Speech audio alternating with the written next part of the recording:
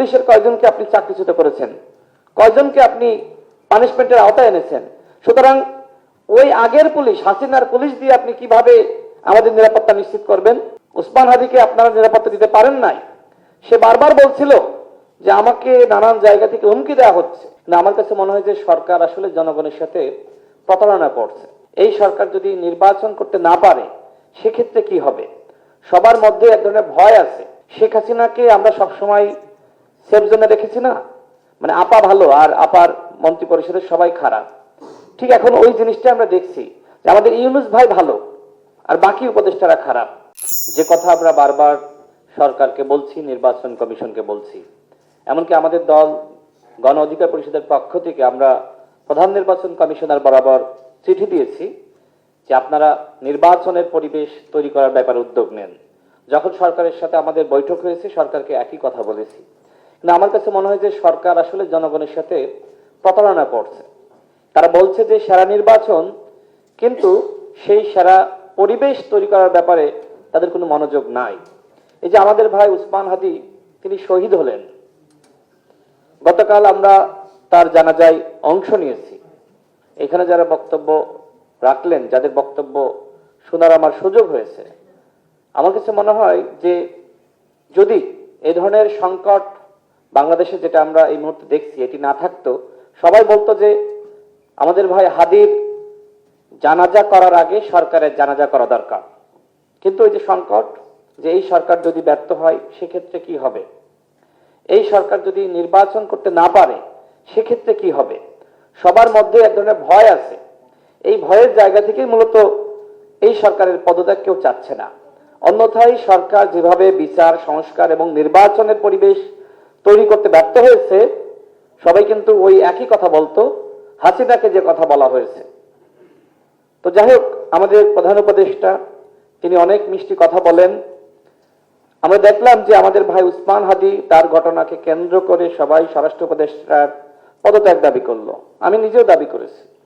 শেখ হাসিনাকে আমরা সবসময় সেফ জোনে রেখেছি না, মানে আপা ভালো আর আপার মন্ত্রী পরিষদের সবাই খারাপ। ঠিক এখন ওই জিনিসটা আমরা দেখছি যে আমাদের ইউনূস ভাই ভালো আর বাকি উপদেষ্টারা খারাপ।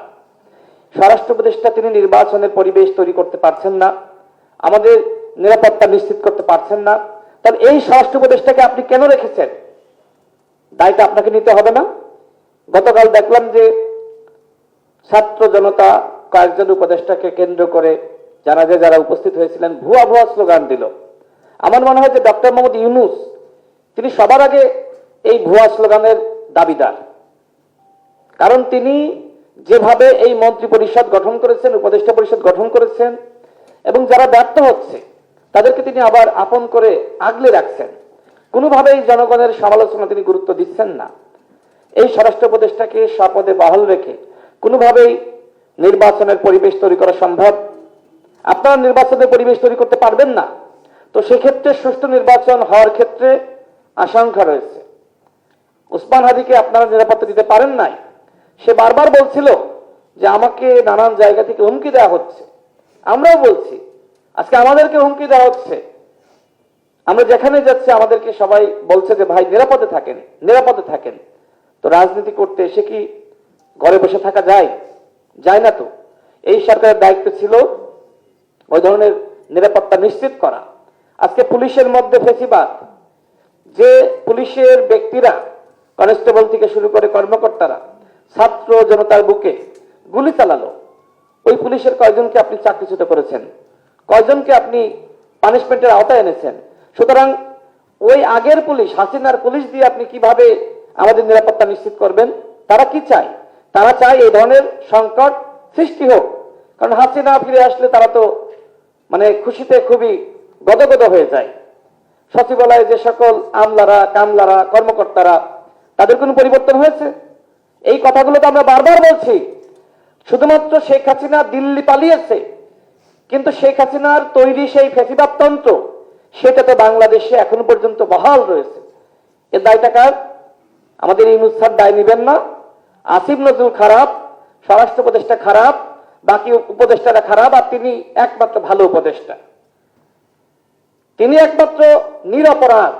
তো ঠিক আছে, আমি মেনে নিলাম যে আমাদের প্রধান উপদেষ্টা খুব ভালো মানুষ, তাহলে এই ভালো মানুষ এই খারাপ উপদেষ্টাদের কেন সরিয়ে দেন না? আপনি নির্বাচনকে কেন্দ্র করে প্রশাসনের রদ বদল করতেছেন, আপনার উপদেষ্টা পরিষদের রদ বদল কেন হলো না? এটার কি সংস্কার দরকার ছিল না? মানে সংস্কার শুধুমাত্র দলগুলোর হইতে হবে আর আপনাদের সংস্কার লাগবে না?